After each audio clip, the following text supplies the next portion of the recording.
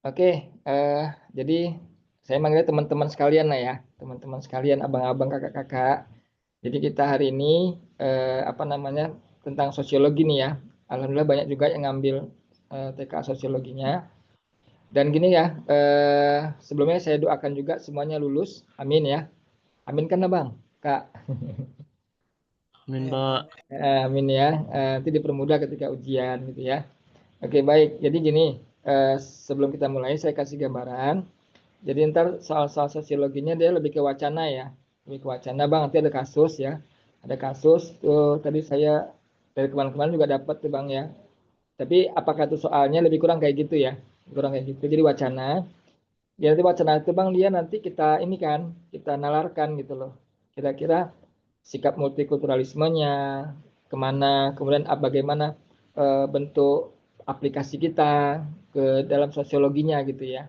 Jadi itu maksud saya abang sama kakak udah mulai apa namanya siap-siap dengan soal itu gitu maksudnya. Oke ya, yuk kita mulai. Jadi bang kita gini ya, untuk pengantar aja, mungkin abang sama kakak udah tahu kali ya, sosiologi itu kan dari dua kata ya, sosius dan logos gitu ya. Sosius itu teman atau masyarakat itu artinya. Logos itu ilmu ya atau berbicara gitu. Nah, jadi gini Bang, soal ada siswa nanya apa namanya? Apa beda sosiologi sama antropologi? Nah, gini Bang. Bedanya sosiologi itu Bang dia lebih kepada kitanya. Objeknya kita itu kita Bang. Dan apa namanya? Hubungan antar kita, interaksi antar kita. Konflik sosial kah, interaksi sosial kah? Nah, itulah dia. Sementara antropologi bang dia karena dari kata antropos dan logos ya berarti dia berhubungan dengan manusianya dan kebudayaannya kayak gitu. Makanya gini bang kita nih ini menekankan pada apanya sosiologinya sebagai teman atau masyarakat ya gitu ya. Atau juga bang nih ya di apanya di sini jelas bang ya dia ada sosius itu kawan. Jadi ntar abang sama kakak nanti kalau ada ketemu ya nah ini kawan teman atau masyarakat sama ya. Gitu dia. Satu. Yang kedua, membedakan sosiologi dan psikologi adalah psikologi bang berhubungan dengan kejiwaan, kejiwaan seseorang. Sosius enggak, sosius rame.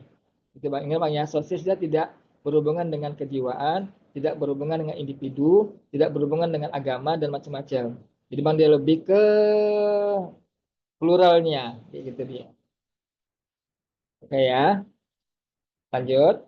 Nanti bang kalau apa ya, Bang Isan, Farel, semuanya ya Lionel, kalau ada yang masih bingung tanya ya, jangan malu-malu ya. Saya pengen kelas ini aktif lah gitu, nggak apa-apa tanya aja. Ya.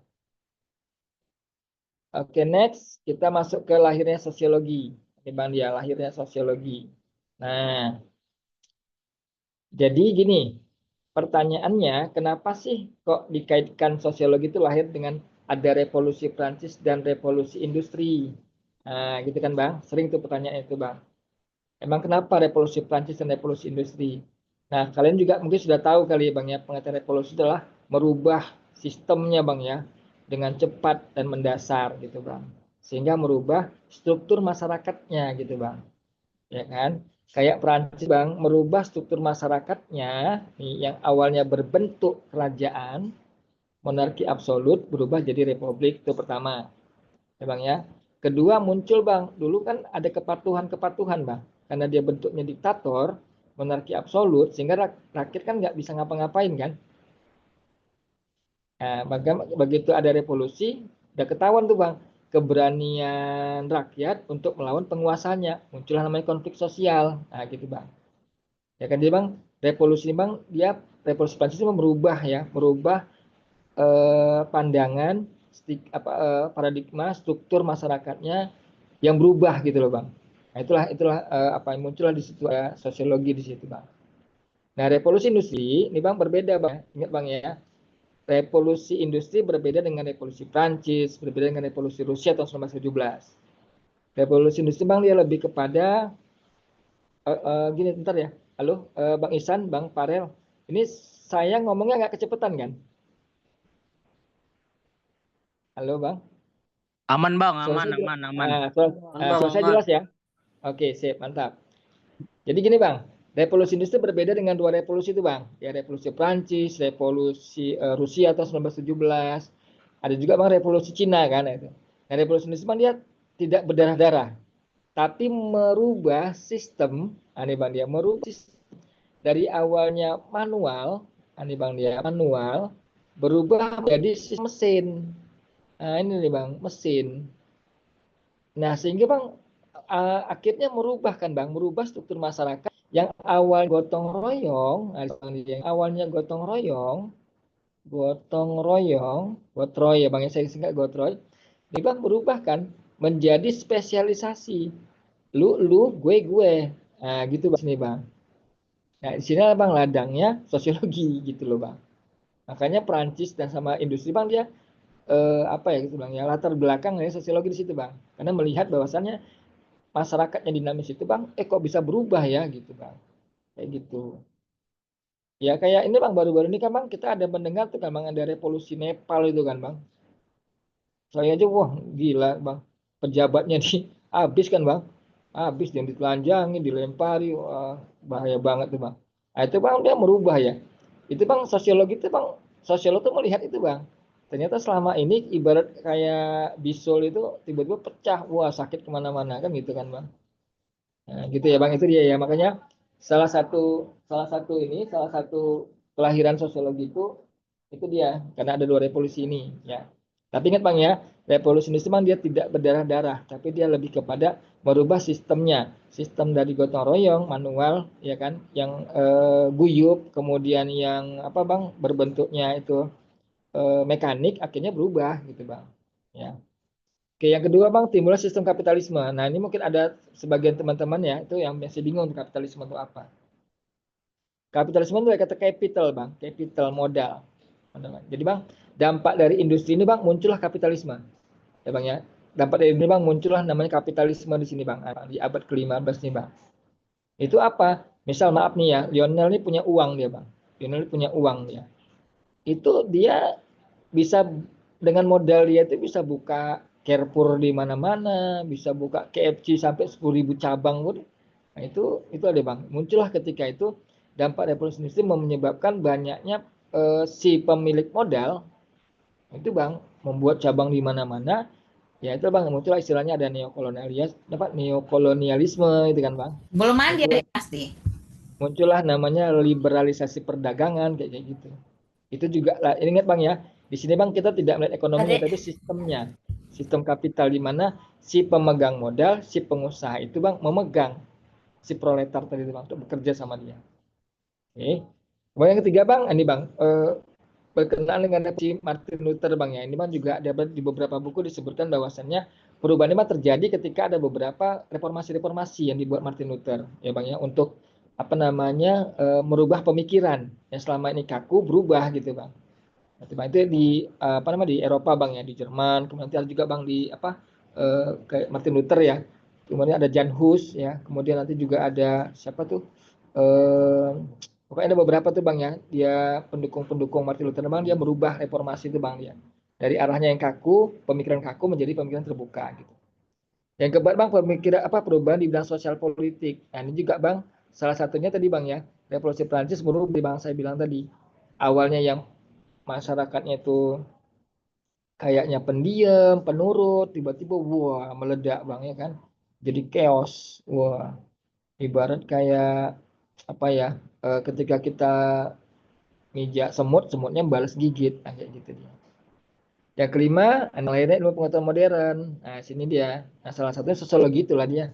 Sosiologi itu masuk ini Bang ya. Abad-abad ke-18 19 munculnya itu kan ya gitu. Nah, terus Bang, munculnya sikap individualisme juga tadi Bang ya, merubah nih sistem manual tadi nih berubah menjadi spesialisasi. Kalau di Karl Marx namanya muncullah namanya alienasi namanya Bang, keterasingan. Karena bagian distribusi, khusus distribusi, nggak boleh mencampuri urusan produksi. Orang-orang di produksi tidak boleh mencampuri bagian iklan gitu-gitu lah Bang. Sehingga muncullah yang namanya individualisme gitu Bang. Oke, itu ya beberapa ininya ya, beberapa eh, peristiwa lahirnya sosiologi. Oke, next.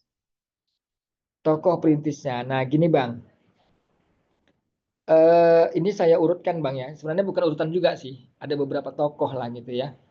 Ibnu Khaldun nih Bang salah satu tokoh Muslim yang ini Bang. Tapi dia tidak spesifik ya. Tidak spesifik Bang. Dia tuh hanya secara umum aja. Karena Bang dia tuh tentang apa namanya tentang kenegaraan sih sebenarnya Bang ya. Tapi di situ Bang ada tahap-tahap masyarakatnya gitu loh. Dia tidak spesifik menyebutkan bahwasannya sosiologi itu ada gitu. Nah ini dia. Jadi Ibnu Khaldun Bang dia sebagai peletak dasar lah kita bilang. Ya peletak dasar tentang masyarakat itu dia. Oke.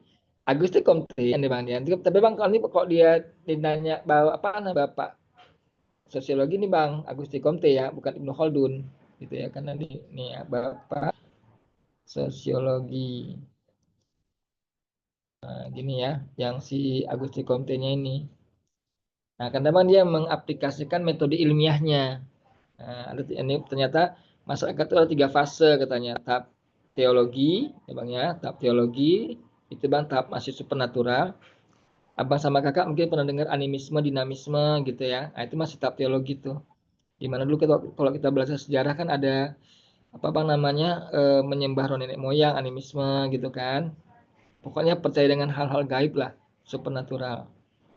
Nah bergeser, ini bang tahap metafisik, udah mulai apa istilahnya bang mencampur lah ya antara supernatural juga tapi dengan obat-obatan gitu loh. Nah, tahap positif memang ini dia yang sekarang inilah ya.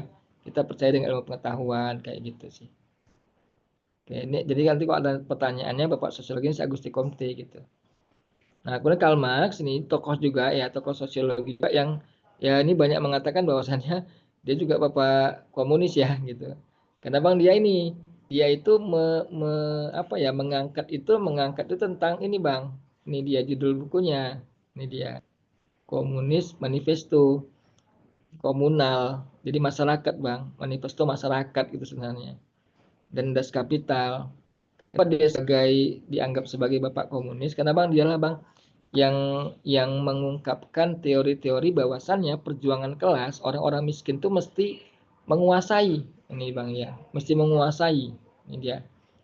Si apa tadi Bang Borjuis tadi ini Borjuis si pemilik pemilik modal dia ini menguasai proletar. Nah, itu Bang. Pernah keluar soal Bang, pernah keluar soal ya. Jadi soal simak UI itu Bang. Berikut ini hubungan antara borjuis dan proletar. Nanti abang yang eksploitatif ya bang ya, eksploitatif dia, dia eksploitatif. Jadi bang dia lebih kepada si borjuis ini bang dia mengeksploitasi si proletar gitu katanya. Nah makanya ini bang teori terakhirnya bang, Marx percaya bahwa kapitalisme yang ada akan digantikan dengan komunisme yaitu masyarakat tanpa kelas. Nah, kalau saya sih nggak setuju ya, Bang. Nggak mungkin, Bang, masyarakat tanpa kelas gitu loh. Ya kan nggak mungkin misalnya Indonesia tuh eh, presidennya semua presiden kan nggak mungkin juga. Pasti ada kelas-kelasnya dong. Ya kan sama kayak misalnya kalian sekarang kelas 12. Masa nggak ada kelas 12 sampai kelas 11 saja kan gitu kan nggak mungkin juga gitu ya. Satu, yang kedua gini Bang, Karl Marx tuh dia melihat bahwasannya apa namanya muncul prinsip namanya sama rata sama rata. Bang ya. Sama rata, sama rata. Saya kasih contoh misalnya kayak Lionel ya. Lionel ada situ Lionel. Ada bang. Ada. Oke, misal Lionel kepala bagian nih Bang. Abang gajinya 10 juta ya Bang kan ya. Maaf nih, bawaan abang itu 10 juta juga. Kira-kira Abang setuju nggak Bang? Enggak lah bang, karena kan dia bawaan saya masa sama bang. Betul. Betul. Itu satu. Yang kedua kan tanggung jawab besar Bang. Ya kan? Iya betul bang. Itulah Bang. Jadi, itu dimasukkan oleh si Kalmas masyarakat tanpa kelas. Kan nggak cocok kan? Gitu. Nah, tapi bang itulah yang digunakan oleh komunis lah gitu bang, komunis-komunis di dunia ini, termasuklah PKI dulu bang ya, waktu tahun nah, apa tahun 48 tahun 65 gitu dia. Oke ya itu Karl Marx. Lanjut, Herbert Spencer. Nah, ini bang Herbert Spencer. Nah, gini bang, pernah keluar soal juga bang, saya lupa itu di mana ya, di ujian masuk UGM kalau nggak salah, ujian mandirinya. Pertanyaan menjebak bang. Berikut ini adalah tokoh yang menulis buku pertama kali tentang sosiologi. Semua pasti jawabnya Auguste Comte kan? Kan gitu Bang. Bukan. Yang nulis buku pertama kali sih Herbert Spencer. Gitu Bang. Jadi si Auguste Comte dia hanya menuliskan buku itu tentang ini tahapan masyarakat. Yang menulis tentang prinsip-prinsip sosiologi si Herbert Spencer. Ini pertanyaan menjebak nih Bang. Itu pernah saya dapat UM-UGM ya Bang ya, ujian masuk UGM itu ujian tertulisnya. Itu semua pada jawab Auguste Comte. Ya itu hati-hati juga ya Bang. Oke, terus Emil Durkheim ini Bang, Emil Durkheim yang sangat apa juga ya, terkenal juga nih. Dia juga judul bukunya tuh pembagian tenaga kerja di masyarakat, ya The Division of Labor in Society. Nah, jadi Bang nanti Bang dia nih membagi masyarakat ada dua ya. Ada solidaritas mekanik, ya Bang ya, mekanik, mekanik dan organik. Nah, gini Bang dia. Organ, nah, gitu dia. Ntar kita jelasin di pertemuan selanjutnya. Max Weber juga Bang, Max Weber tuh dia yang paling terkenal itu tentang ini Bang ya. Dia membantah teori Karl Marx juga sih. Karl Marx mengatakan bahwasanya agama itu candu. Agama itu membuat masyarakat itu jadi lupa dengan dunianya gitu. Ya diprotes sama Max Weber ya kan. Dia buat ini Bang buku The Protestant and the Spirit of Capitalism. Ternyata orang-orang apa itu kenapa orang-orang Eropa Barat tuh ya khususnya yang Calvin ini itu mereka malah maju kok, mereka juga punya agama kok gitu Bang. Agama justru malah nggak membatasi, agama justru nggak membatasi kebebasan mereka beribadah, kebebasan mereka juga ekonomi gitu Bang.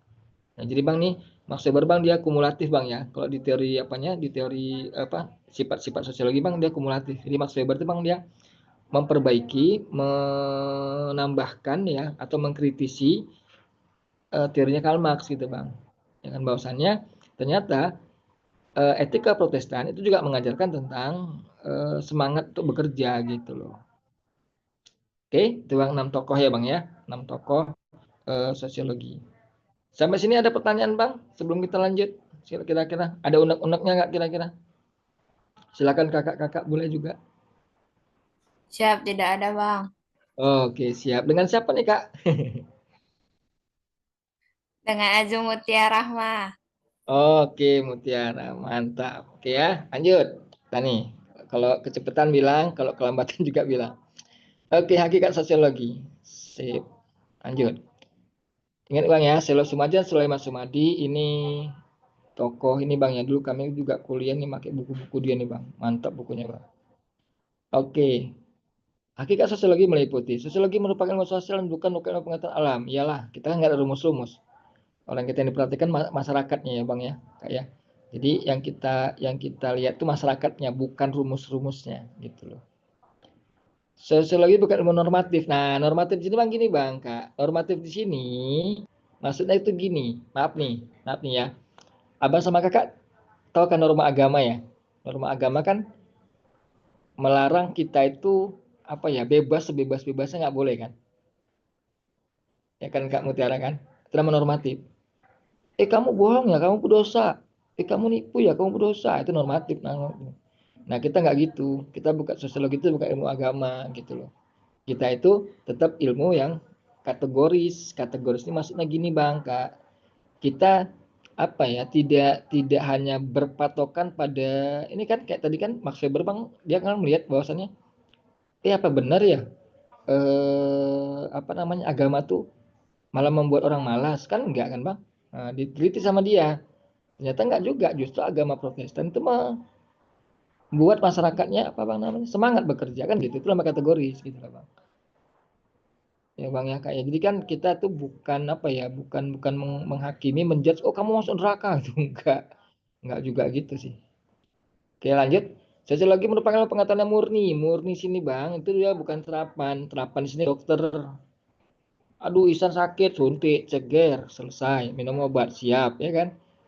Nah, sosiologi enggak gitu Bang. Sosiologi pure.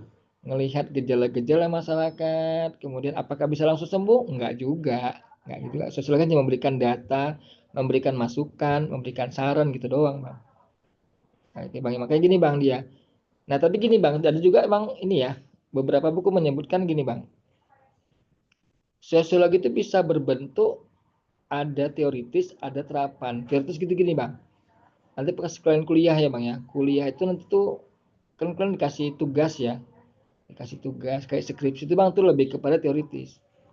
Tapi ketika nanti kita tuh ada yang ini Bang, ada yang membiayai. Kayak saya kan dulu gini Bang, saya dulu pernah ikut penelitian Bang ya, dengan UI kerjasama dengan World Bank, gitu Bang, Bank Dunia. Nah itu kita dibayar, itu mah terapan Bang. Jadi sosiologi terapan namanya.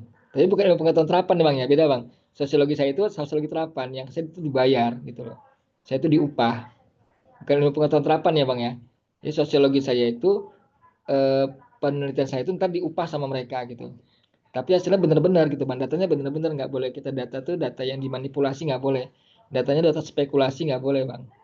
Nah itu bang, jadi dia eh, apa namanya bang, sosiolog saya itu bang, saya terapan gitu maksudnya. Tapi kok saya tadi dapat tugas dari dosen kayak buat proposal, makalah, skripsi itu namanya baru teoritis ya gitu ya. Oke, sosiologi merupakan ilmu yang abstrak dan bukan merupakan yang konkret. Abstrak selain gini, bukan dongeng ya. Kita bukan dongeng juga bukan ini sih Bang. Bukan bukan apa namanya? Bukan mitos gitu loh. Nah, kalau konkret itu kan Bang ya ini ya. Kayak dokter itu bisa kita selidiki virusnya. Apalagi Bang. Kayak ekonomi itu bisa kita lihat keuangannya gitu ya. Gitu. Nah, itulah maksudnya Bang ya. Pokoknya kita itu abstrak itu maksudnya Bang kita itu melihat masyarakat fenomena-fenomenanya gitu loh.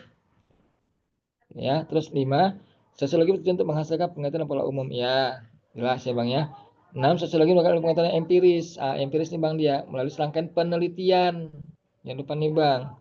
Nanti kalau kata kalimat soal itu Bang observasi. Nih Bang ya, observasi atau penelitian. Nah, gitu. Jadi bukan dugaan, bukan bukan ini apa namanya, bukan spekulasi lah kita bilang. Oke, next, ciri sosiologi. Nah, ini pasti saya udah yakin udah hafal ini ya. Udah hafal ini, Bang. Nggak usah saya jelasin lagi lah, ya udah bisa lah ya. Bang Ihsan ya, Bang Lionel ya, Bang Farel. Tapi jangan kebalik ya, tolong ya, please ya, Bang. Nanti ketika ada soalnya, semalam ada saya tes beberapa siswa, kebalik dia, Bang. Harusnya empiris buatnya kumulatif. Itu jangan ya, itu salah banget tuh, Bang. Jadi ketika kalian meneliti, mengobservasi sebuah suku, komunitas suku, itu empiris, bukan kumulatif ya Bang ya. Tolong jangan terbalik-balik. Ya Bang, jadi Bang, jika misalnya kalian meneliti tentang masyarakat, gejala-gejala masyarakat itu observasi namanya Bang.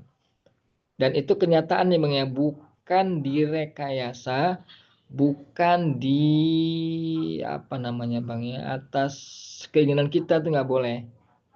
Harus pure pure dari data-data masyarakat gitu Bang. Ya, Bang ya, maka tidak bersifat spekulatif atau dugaan, itu nggak boleh. Nanti datanya jadi rancu datanya Bang dia. Nah, kemudian menyusun abstraksi yang ini sistematis nih maksudnya. Sistematis. Karena dia Bang dia tersusun secara logis. Nah, ini dia Bang maksudnya. Tujuannya untuk menjelaskan makanya kenapa ada rumusan masalah, ada nanti pemecahan apa sama pembahasan masalah, ada kerangka teorinya, begitu kalau sosiologi. Oke, abang-abang kakak-kakak. Oke. Oke, Bang. Terus kumulatif, Bang. Kumulatif, Bang. Ini ya. Nah, jangan salah nih, Bang. Tadi Max Weber itu kumulatif nama Bang ya. Max Weber itu dia memperbaiki teorinya si Karl Marx. Nah, contoh lain Bang ini Bang, mungkin kan pernah dengar kali ya, Pak Habibie mendiang ya. Almarhum Pak Habibie itu Bang dia pernah punya teori crack namanya Bang, pesawat. Dulu Bang ternyata kesalahan itu ada di apa ya, sayap tuh kalau nggak salah Bang dia bilang. Teori crack.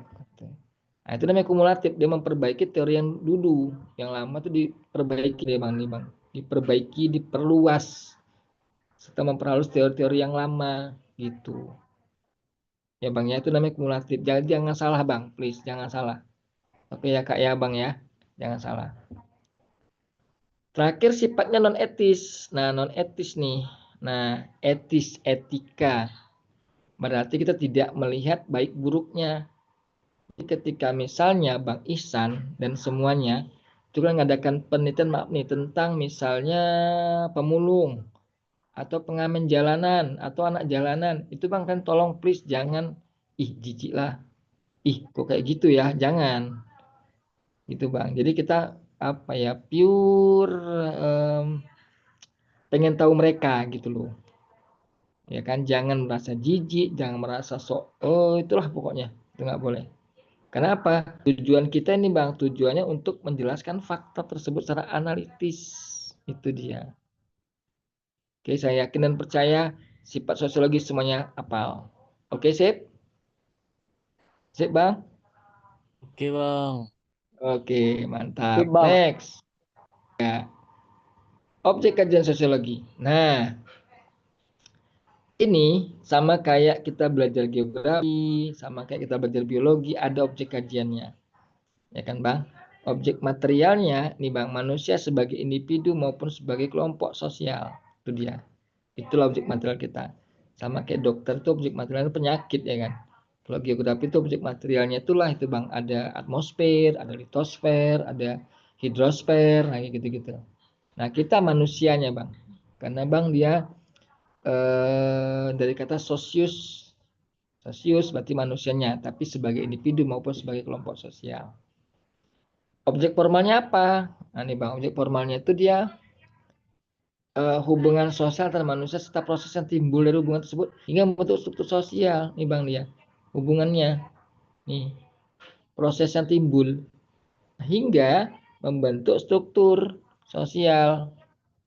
Contoh, karena saya duluan lahir, makanya kan manggil abang kan? Kan gitu. Nah, itu kan nampak tuh Bang. Artinya ada strukturnya, manggilnya abang gitu. Sama kayak kan punya adik, manggilnya abang.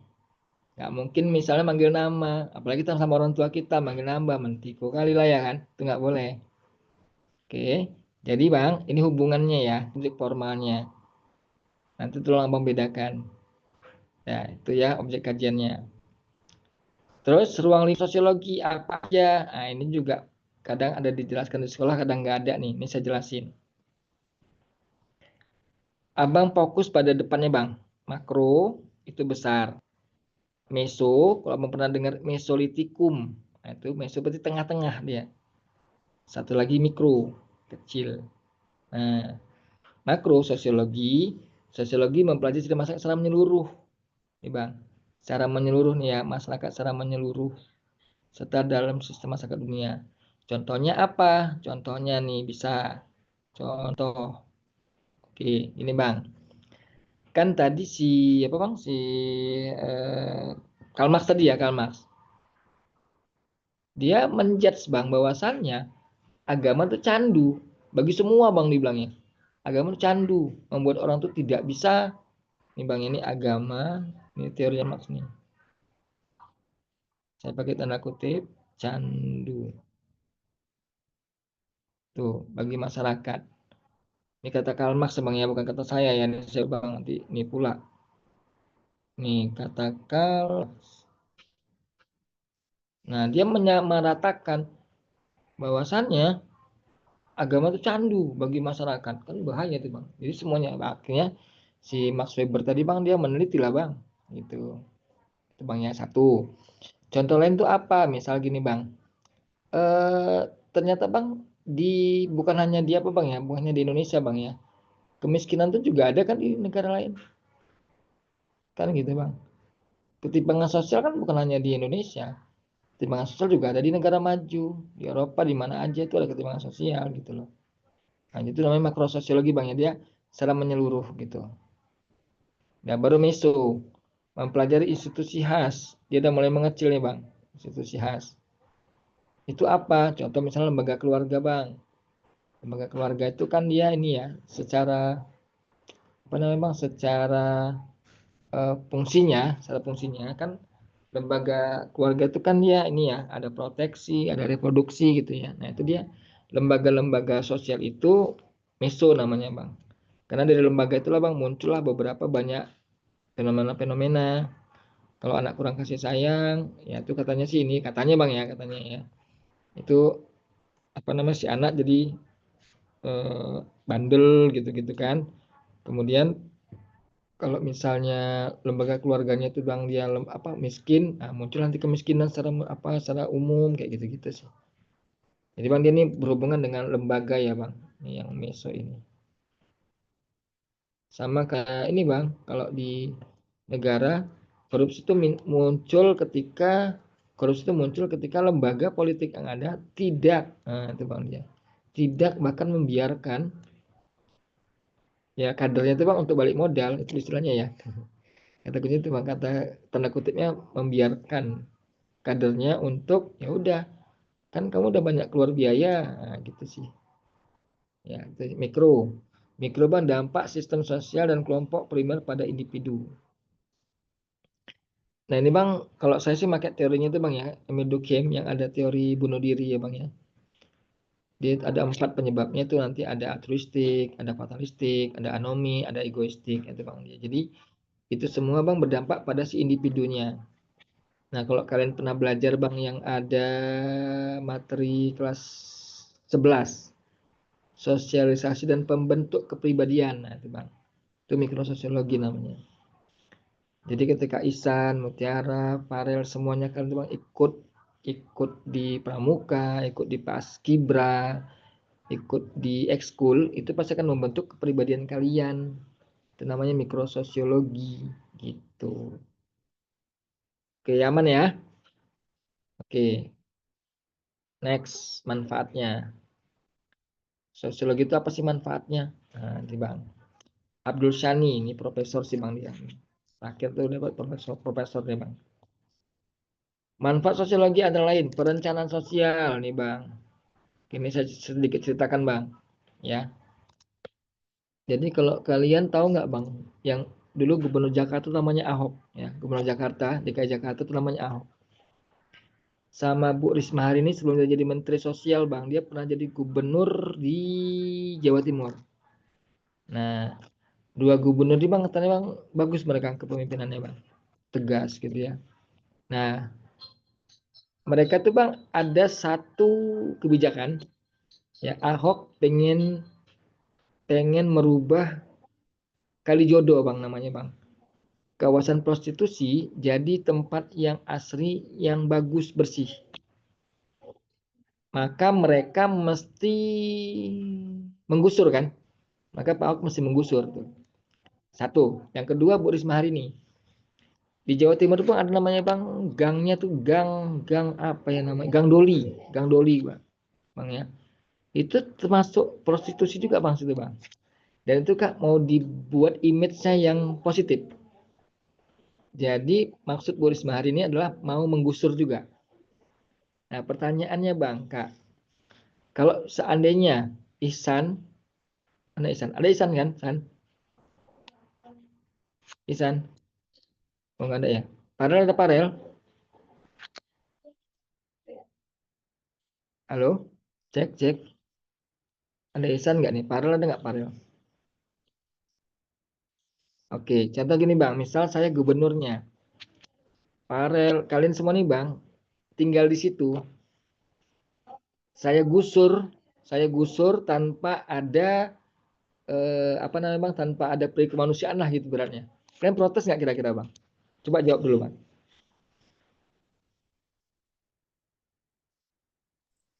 Protes, Bang. Protes. Makanya Pak Ahok sama Bu Risma hari ini Bang, apa Kak? Dia bekerja sama dengan tim sosiolog Kak. Untuk apa? Untuk mengadakan perencanaan sosial. Sosiolog ini turunkan nggak? Oke. Ahok mau gusur Kalijodo dengan cara apa? Nah, sosiolog melihat Kak, ternyata Kak yang tinggal di Kalijodo itu adalah orang-orang dari luar Jakarta. Rata-rata orang Jawa sih Kak, rata-rata orang Jawa ya. Yang tinggal di Kalijodo itu Kak. Dan mereka tuh maaf nih ya, maaf. ada beberapa yang prostitusi. Jadi kesannya Kalijodo itu jelek gitu loh Kak. Tapi Kak di kawasan Kalijodo itu ada salon, ada rumah makan, macam-macam. Nah, kok digusur semua kan jadi ribut nanti kan Kak. Akhirnya tim sosiolognya itu dia membuat beberapa penelitian.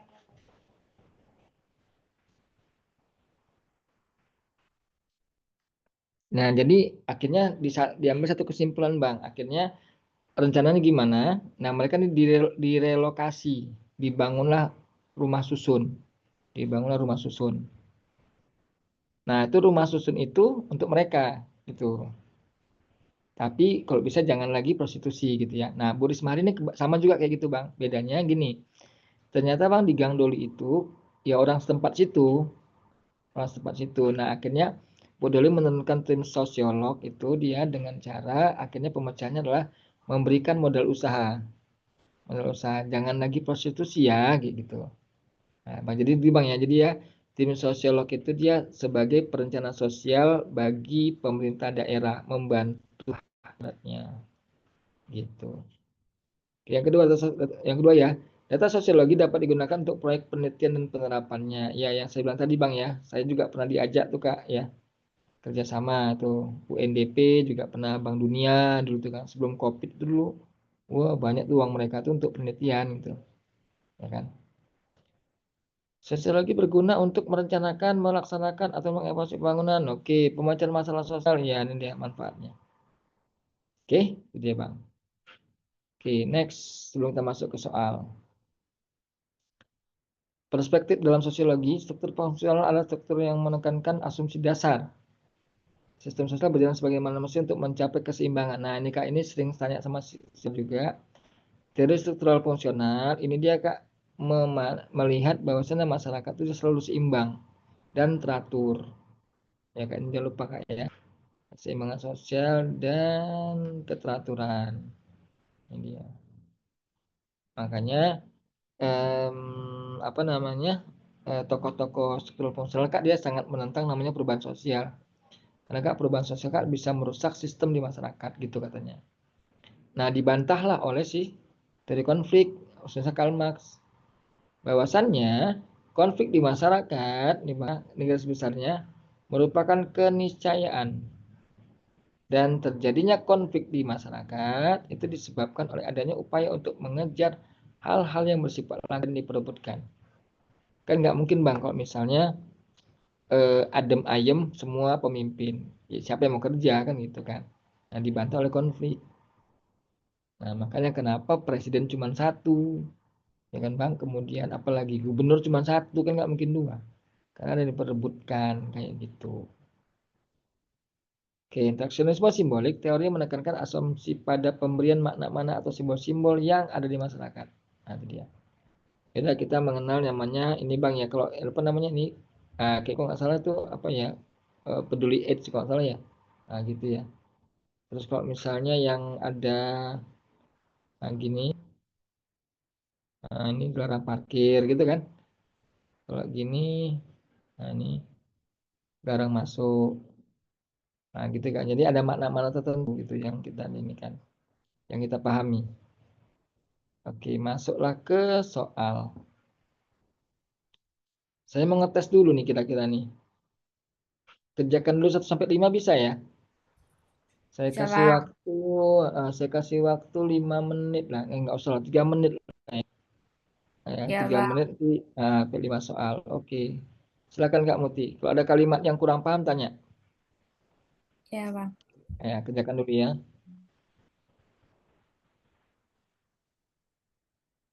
Saya ngitung waktunya di sini ya.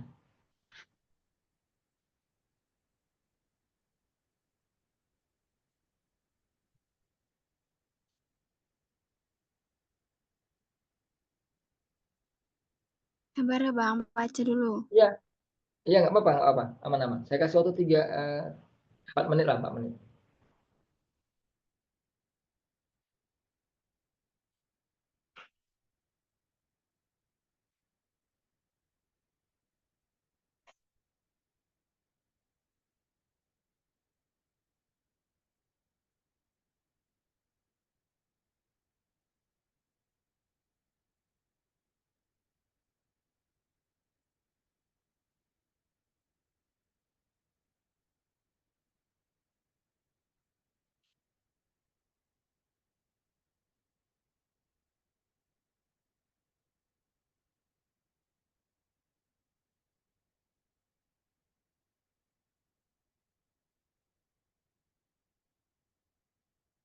Udah selesai bilang ya.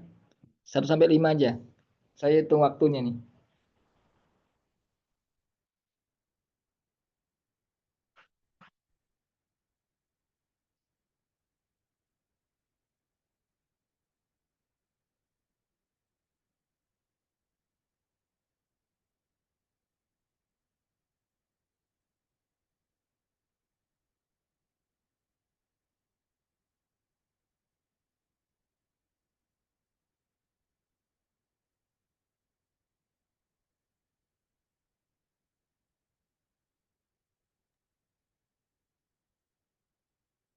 Bang, boleh scroll ke bawah nggak, Bang? Oh ya, oke, siap. Ya, kelihatan? Ini tiganya udah tiganya kan? Oke, itu dia.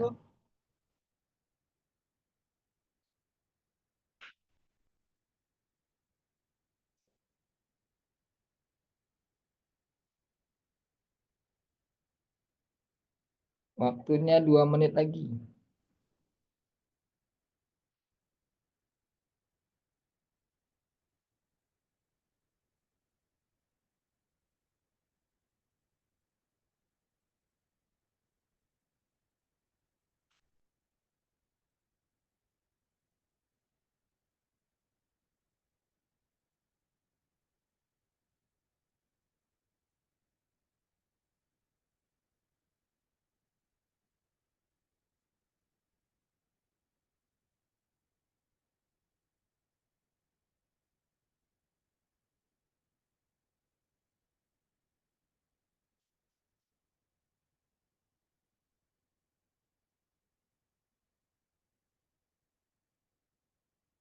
Waktunya 1 menit lagi.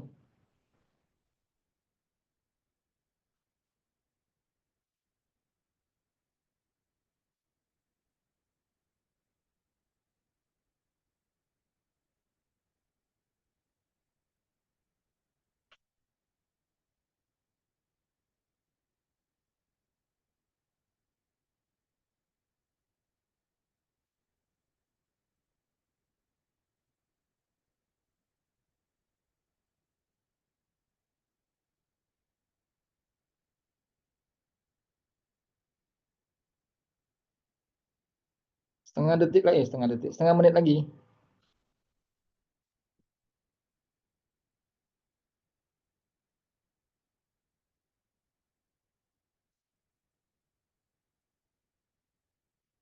Oke. Dah. Angkat tangannya semua, Bang. Ke atas, Bang, Kak. Oke, sip. Ya, kita cek dulu ya. Ya, nomor 1 siapa dulu yang mau nih, Bang? Saya kasih dulu ke floor nih kira-kira. Saya, Siapa Bang. yang... Oke, siapa nih tadi Muti ya? Ya, Mutia.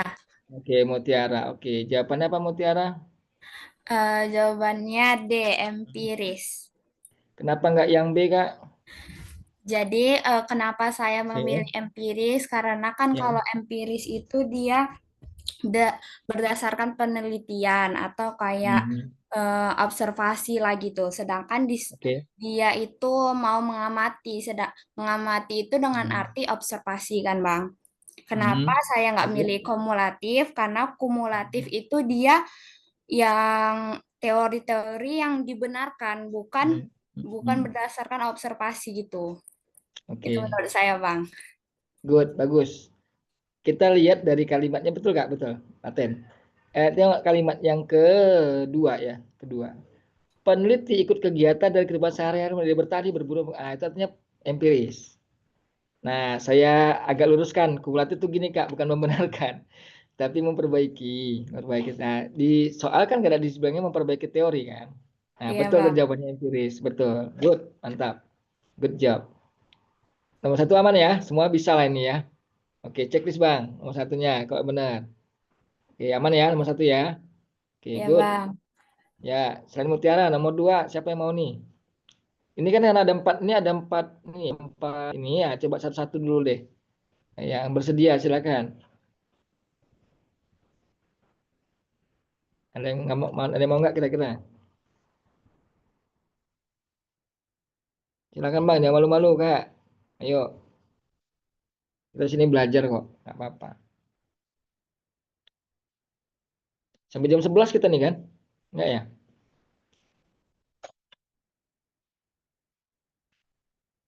Ada yang bisa? Nomor 2-nya? Oke, udah saya ya, coba. Nomor 1, sosiologi merupakan ilmu pengetahuan yang lahir saat terjadinya Perang Dunia I yang terjadi di Eropa dan menimbulkan banyak korban jiwa. Nah, ini Tidak jawabannya 3. sesuai. Betul. Tahun berapa Kak Perang Dunia I, Kak Muti? Sabar, Bang. Searching Google, ChatGPT. Silakan. Nah, ada 1914 sampai ada nggak? 1914 sampai 19 lama kali ya 14. kan ChatGPT. Iya, 1918. Lama kali Google-nya ya kan. Oke gini Kak, jadi Perang Dunia I itu bukan ya. Jadi revolusi besar Kak ya, revolusi Prancis sama revolusi Industri itu Kak. Itu terjadi pas abad ke-18 ya, 1789 sampai 1799. Perang Dunia I itu kan pas abad 20, itu beda lagi. Ya, yang kedua, Auguste Comte membagi perkembangan masyarakat mengalami 3 tahap, yaitu tahap teologi, metafisik, positif. Nah, itu berarti yang sesuai, ya kan Kak? Dari tahap yang sederhana, mulai berubah menjadi positif, ya, itu benar. Oke, nomor 3, sosiologi merupakan ilmu yang mempelajari tentang kebudayaan di masyarakat dan berbagai hal tentang peninggalan apa itu dalam sebuah masyarakat. Oke, nomor 3 ada yang bisa bantu Bang? Sesuai atau tidak sesuai? Kak? Sesuai. Hah? Sesuai, Apa Kak Bang. Mati? Sesuai. Sesuai? Kok sesuai? Coba baca soalnya. Tentang kebudayaan di masyarakat dan berbagai hal tentang peninggalan-peninggalan dalam sebuah masyarakat. Oh, Tidak kalau sesuai, Bang. budaya dan peninggalan itu Iya, sesuai ya, Tidak Bang. sesuai, Bang. betul. Gimana, Mut? Tidak sesuai dong, Mut. Karena Kecuali kalau tadi mempelajari peninggalan. betul. Peninggalan itu berarti kan arkeologi kan? Satu. Ya, Bang. Yang kedua, kebudayaan kan antropologi, Kak. Antropologi sama Kecuali arkeologi, Bang. betul. Gini Kak Muti, kok dibilangnya mempelajari tentang hubungan di Tadi yang masyarakat. Nah, jawab itu dong. bukan Mutia, Bang. Oh, iya, siapa dijawab tadi? Nggak tahu tadi siapa yang jawab, bukan saya. Oke. Nah, oke. Bagus, bagus. Nggak apa-apa. Sip, good. Good job. Nomor 4 siapa tadi Bang? Siapa tadi nih? Yang apa tadi Bang? Yang benar tadi siapa tadi Bang? Bang siapa nih? Tadi kok nggak bisa kebukaan ya apanya. Oke, silakan nomor 4 siapa nih yang bisa? Silakan, monggo. Ayolah, jangan malu-malu lah. Nomor 4 sesuai apa tidak sesuai? Tidak sesuai, Bang. Betul. Harusnya siapa Bang? Karl Marx, Bang. Karl Marx, betul. Dengan si Bang siapa nih? Bang Lionel, Bang. Oke, Lionel. Oke, bagus. Jadi gini Bang ya, ada siswa nanya. Ya, waktu saya ngajar tuh ya. Bang, Karl Marx sama Max Weber orangnya sama nggak Bang? Sama, apa beda? Saya bilang gitu. Nggak sama ya, beda. Ini kalau nggak salah Max Weber itu orang Jerman Bang. Kalau Karl Marx itu dia orang Rusia. Gitu beda, saya bilang gitu.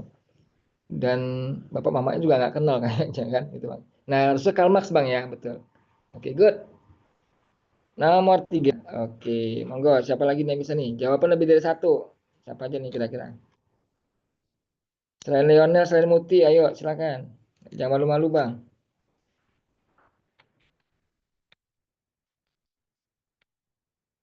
Nomor 3 jawaban yang mana?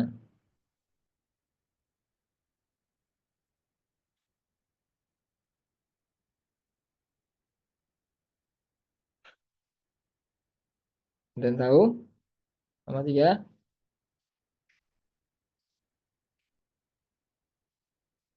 Oke, ini saya kasih clue ya Bang. Nomor 3, yang opsi 5-nya salah. Oke, tinggal 1, 2, 3, 4. Yang mana nih kira-kira? Ayo, silakan. Ada yang tahu nggak? Ayam kayaknya, Bang. Ayam. Ya, betul Bang. Bukan Ayam, kayaknya Bang, Bang, betul. ayam. Ya, betul. Kenapa? Karena 4 itu gimana ya? Kemampuan masyarakat enggak lah, enggak ya. Itu enggak ini sih.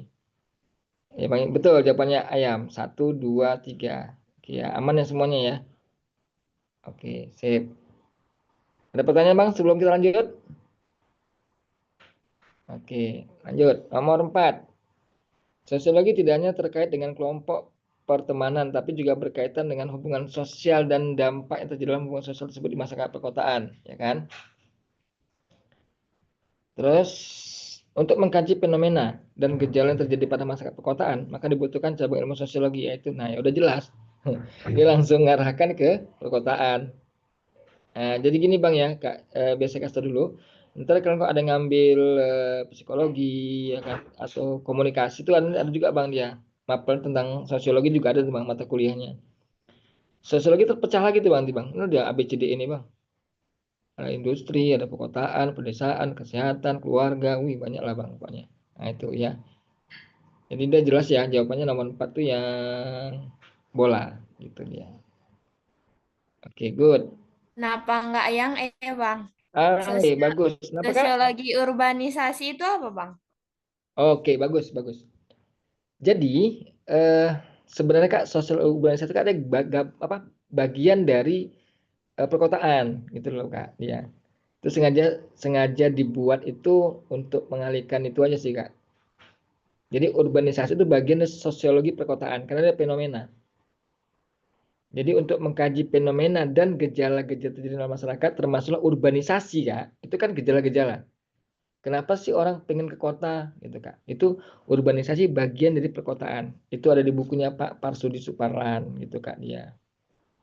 Gitu sih. Yang itu sengaja tuh Kak dia dibuat ini sih menyesatkan dia. Gitu Kak. Oke? Oke, Bang. Nah, jadi dia bagian Kak ya, bagian dari yang B gitu. Oke, nomor 5. Alasan sosiologis sebagai ilmu pengetahuan adalah wah gampang banget lah. Yuk, silakan. Nanti kalau ada yang benar saya kasih like. Yang Bang. yang A. Yang E, Bang.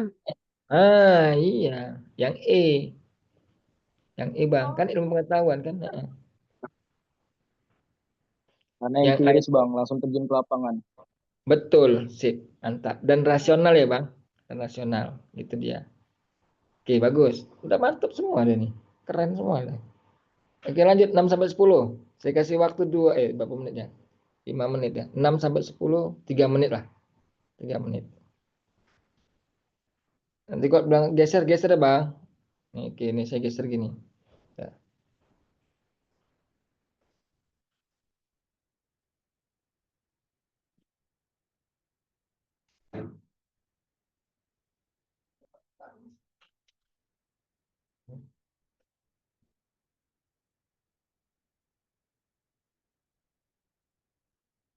Hati-hati pilih apanya ya, opsi jawabannya ya.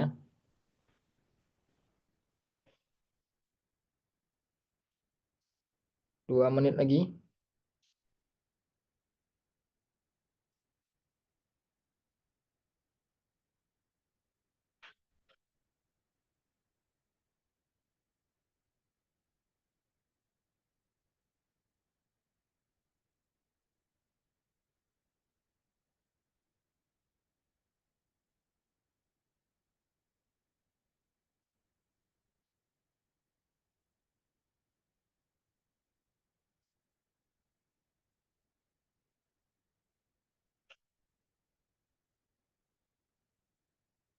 Satu menit lagi.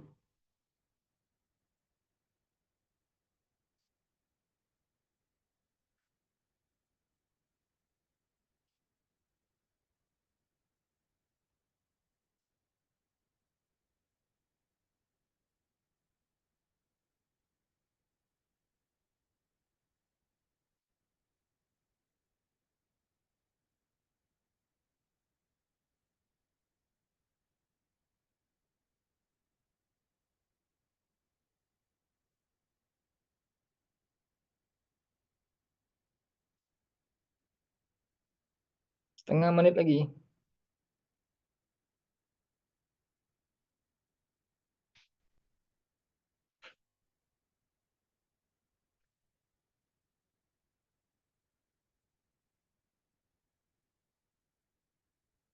Nomor 10 kelihatan nggak nomor 10-nya tuh?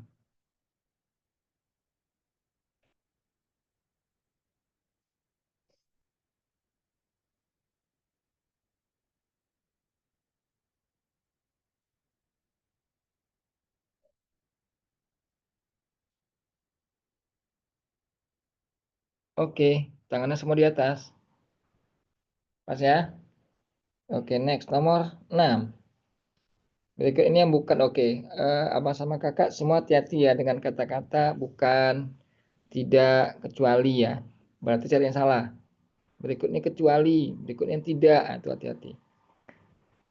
Oke ya, jadi bukan merupakan ciri-ciri sosiologi adalah. Oke, ada yang tahu jawabannya?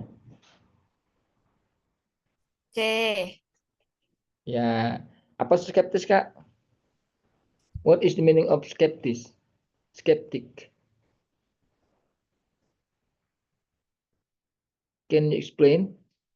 Kurang percaya bang atau keraguan. Kayak ragu Betul. atau iya bang. Ya, bagus. Good. Mantep dah. Next, nomor 7. Berikut ini yang bukan merupakan objek kajian sosiologi adalah yang bukan. Bang, B. Yang B. B itu harusnya apa tuh Kak, Bang? Kajian apa itu? Karena kan jelas Hmm. bang sosiologi bersosialisasi sama Ya, masyarakat langsung betul. turun ke lapangan langsung. Nah, betul. Jadi Bang, kalau itu yang mempelajari kepribadian individu itu apa tuh maksud ilmu apa gitu? Psiko, psikologi, ya Bang? Psikologi. Walaupun Bang gini Bang, walaupun nanti kalau misalkan ngambil psikologi Bang, itu ada tentang sosiologinya, tapi beda ya. Itu yang B itu psikologi jelas. Kayaknya nomor 8. Ada yang tahu? Menurut Emil Durkheim, sosiologi mempelajari tentang. A, Bang.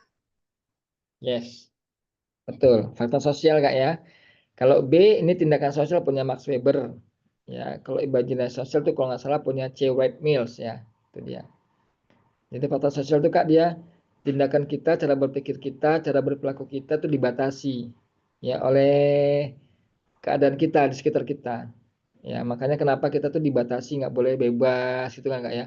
Berbicara sopan kayak gitu. Ya, Bu, bagus. Nomor 8A. Good. Next, nomor 9. Teori menjelaskan tentang hubungan sosial yang memberi makna dan arti simbol-simbol dalam masyarakat. Ya, silakan.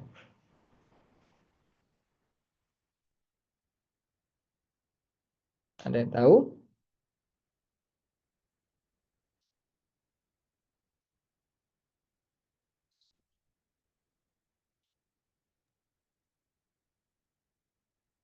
D nggak sih bang? Ya, D Bang. B, bukan Bang. Ini Bang ya, mana bang? saya garis bawahi.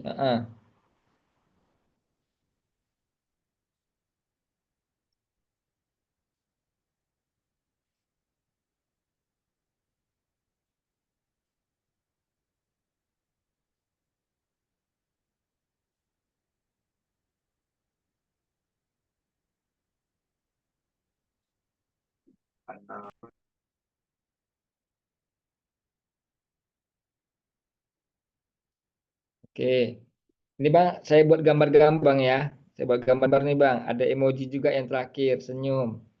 Berarti dia lagi gembira kan Bang? Terus sampainya ini karena parkir. Yang ini Bang dia dilarang masuk, yang ini dilarang parkir, ini berarti senang. Ada tamanya ya Bang. Ini kita sepakati semua kan? Oke, jawaban ini ya Bang.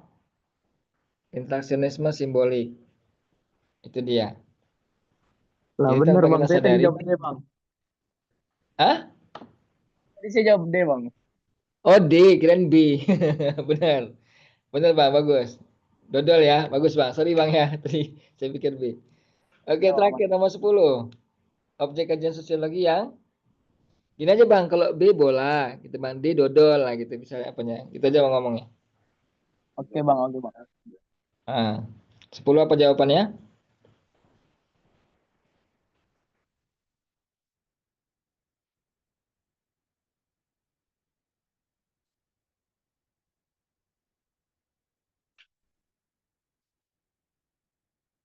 Ada yang tahu? Objek kajian sosiologi.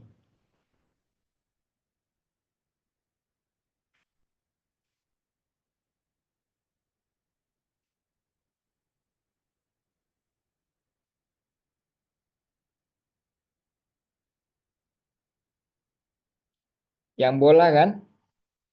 Ini buka ini ya, ini ya.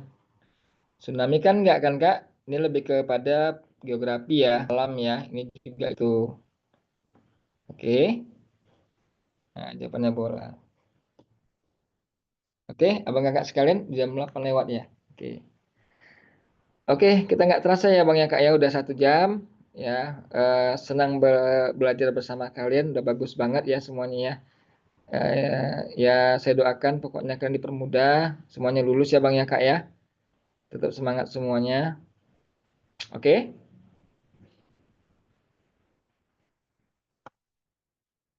Halo Bang Kak. Oke ya. Jadi kita akhiri Bang Cuman ya sampai pertemuan jam kita. 8 ya, Bang? Iya, jam 8 Kak. Nanti kita ya insya Allah kita ketemu lagi nanti ya sebelum nanti apa kita ketemu lagi nanti ya di inilah salam apa salam kenal semuanya ya. Kita tetap Ya, semangat Bang. semuanya. Abang kakak sekalian ya, saya doakan juga yang inilah yang terbaik untuk kalian. Oke ya, Assalamualaikum warahmatullahi wabarakatuh. Selamat malam semuanya. Selamat ya. Waalaikumsalam warahmatullahi wabarakatuh. Thank you bang, thank you, thank you. Makasih Bang ya. Sama-sama, sama-sama Terima kasih, Bang. Bang. Selamat malam. Selamat malam.